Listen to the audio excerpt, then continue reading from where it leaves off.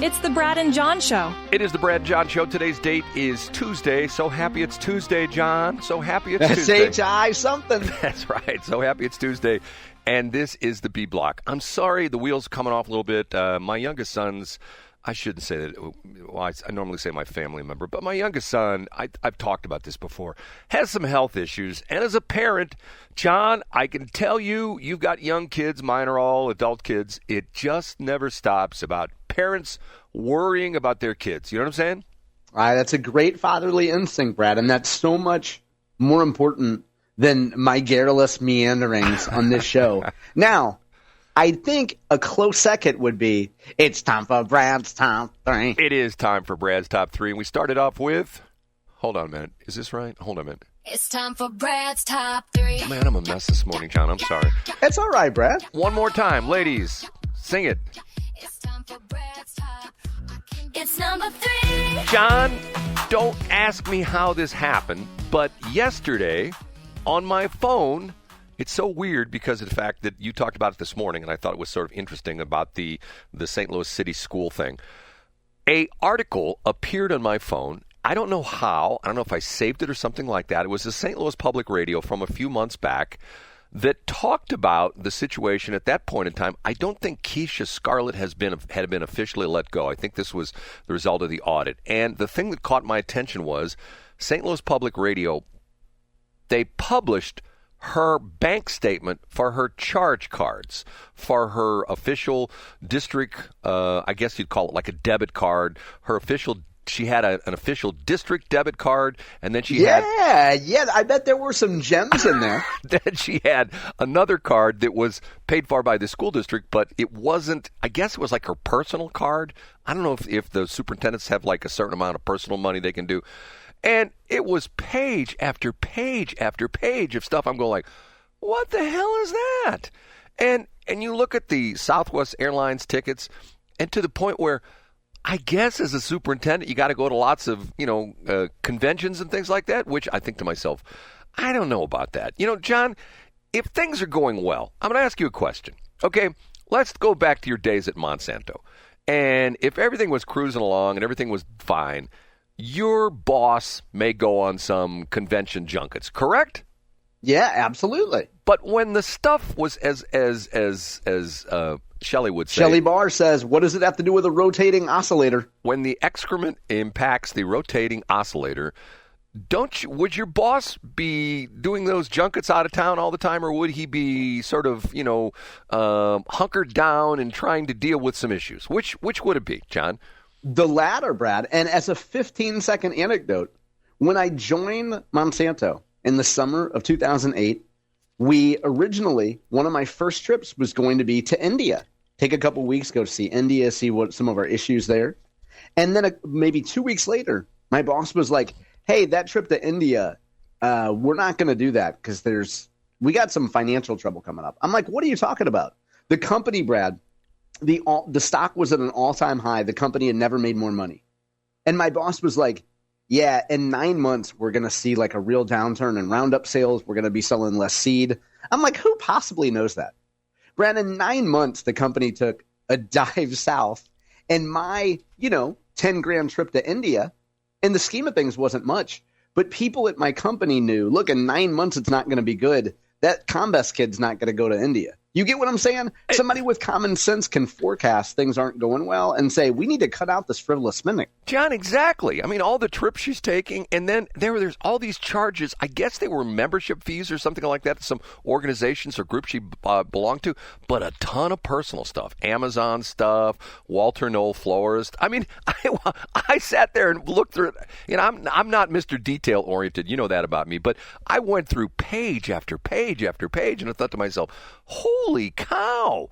And it's to the point where I'm thinking to myself, okay, I have been in situations, I've worked for myself for a long time, 41 plus years now, but there were times when I worked for companies and I was always sort of Scrooge McDuck with the company's money. I was the guy who was saying, hey, we don't need to buy that new whatever it was. We've got one that we think we can fix. Matter of fact, I don't know if I ever told you this stupid story, but when I went to school for my master's degree at Lindenwood, Lindenwood was not doing well at the time, and I paid. I got a work study thing. I actually did engineering at the campus radio station KCLC, and my job was, we had no budget whatsoever, zero budget. My job was taking 3 pieces of equipment that were broken and turning them hopefully into 2, and most of the time into 1 piece of equipment, because I would scavenge parts out of the 3 different ones to make 1 good one. Okay, I know how to pinch a penny. You know what I'm saying, John? I get it, Brad. Yeah, absolutely you do. And to this day, I still am that way.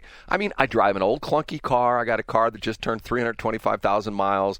Most of the equipment we have at the radio station is secondhand. Matter of fact, I'm looking at this nice board, which once upon a time cost $20,000. I paid $500 for it. You know, that kind of a thing. And to me, it's a different magnitude when you're spending corporate money, which is shareholders and things like that. But when you're spending the taxpayers' money, and the taxpayers' money being sacred money in that it's supposed to educate our kids, I have, shall we say, a zero tolerance for that. You know what I'm saying? I get all of that. And if you're Keisha, you would probably look at it and say, well, those flowers from Walter Knoll Right. were for our secretary, Clarice Washington, who had served as secretary for 807 years. Are you telling me she doesn't deserve her flowers? You know, she's making what? She was making like $250,000 a year. She couldn't do that on her own dime. You know what I'm saying? Great point, Brad. That's exactly what I would say. You know what I'm saying? She can't spend $50 with Walter Knoll florist to whatever it was. Hey, by the way, we got a correction yesterday, and I don't know, the person that corrected me normally is right. We talked about the fact that Melissa Borishade, which we've been corrected the pronunciation. Yeah. We said she was like walking away with like $750,000. Yeah. My source says it's only $281,000. Do you know anything about that?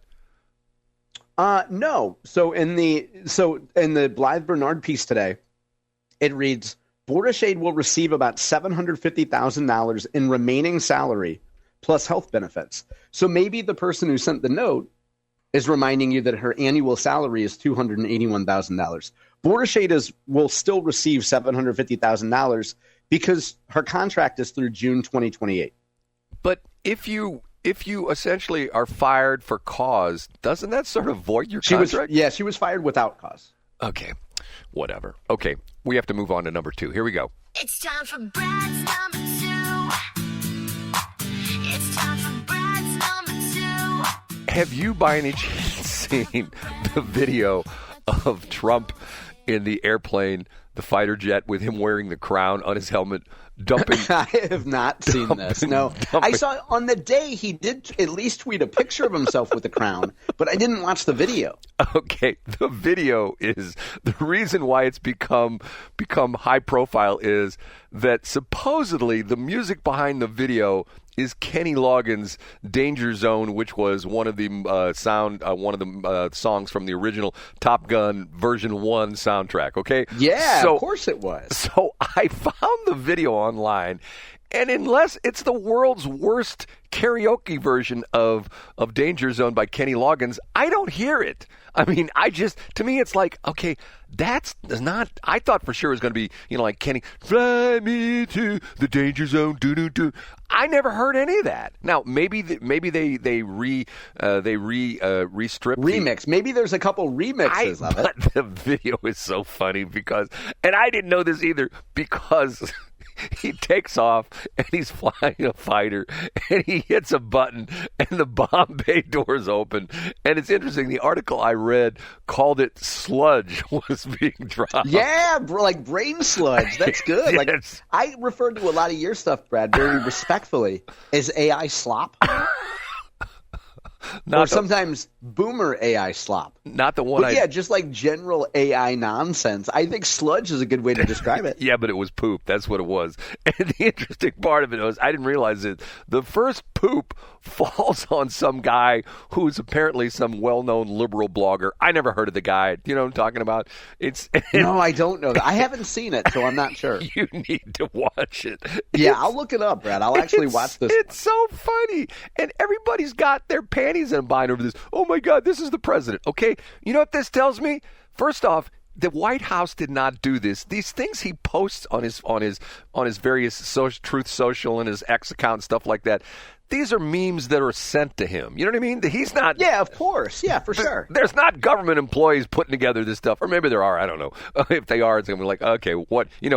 Maybe they should talk to Keisha Scarlett about that. But anyway, to me, it's so funny, and they're going like, oh my God, I can't believe he did this. The president. How demeaning is this? You know what?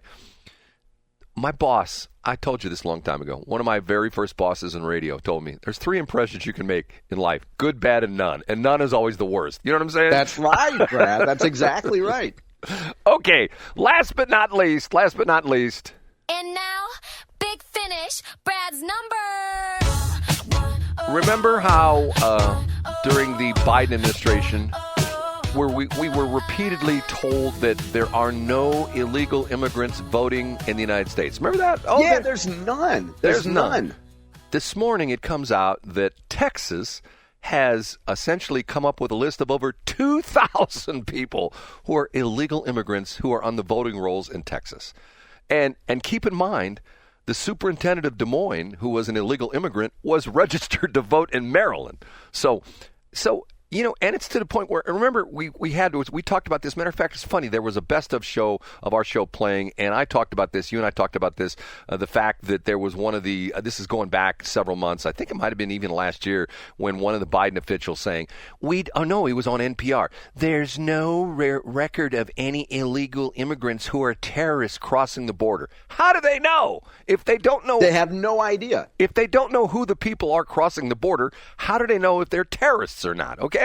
And the thing on this is that the thing in Texas is they're doing a cross match. Essentially, that's how they found these people. They're doing a computer cross match between the voter rolls in Texas, and apparently they've got some United States database they can cross match this to. I've heard there's a program, and I can't remember what this is. Somebody told me about this, and I found it. Do you know what I'm talking about? I do know. You have mentioned it on the air before, Brad. I can't think of the name of it, though. Yes, it's some program that the federal government has that they allow the states to access, where they can do a computer cross match between the voter rolls in their state and illegal immigrants, and it flags people who they think are the same. Now, there in Spanish surnames, there's got to be a lot of Joe Smiths and a lot of Jill Smiths and stuff like that, and Bob Jones and things like that. But he just, what's frustrating to me, being a journalist kind of guy, it's frustrating because of the fact that we have our trusted sources, and once again, when I listen to NPR, they keep telling me about their news is fact-based. And I'm thinking to myself, what facts are they using? You know what I'm saying? Right? Fact-based. Whose facts are you using?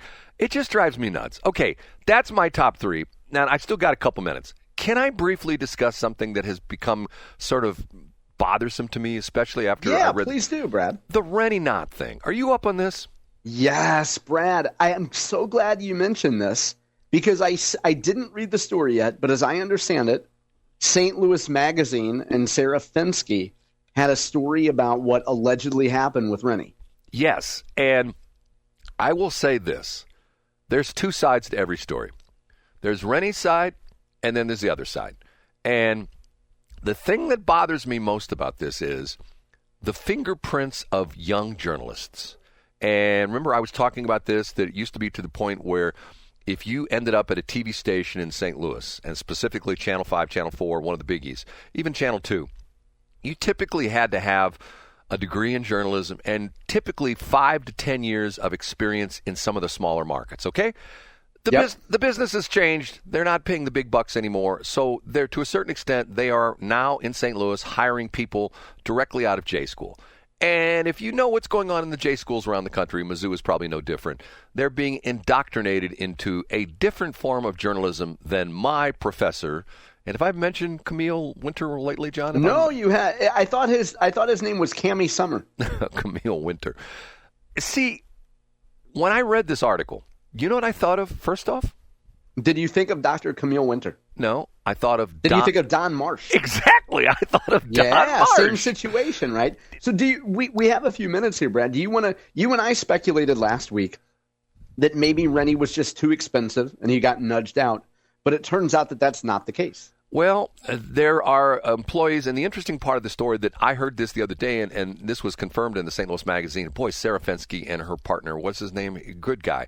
Who's that, Brad? Her partner, Sarah Fensky's partner. Who's the guy who's riding with her? Ryan Cole. Ryan, okay.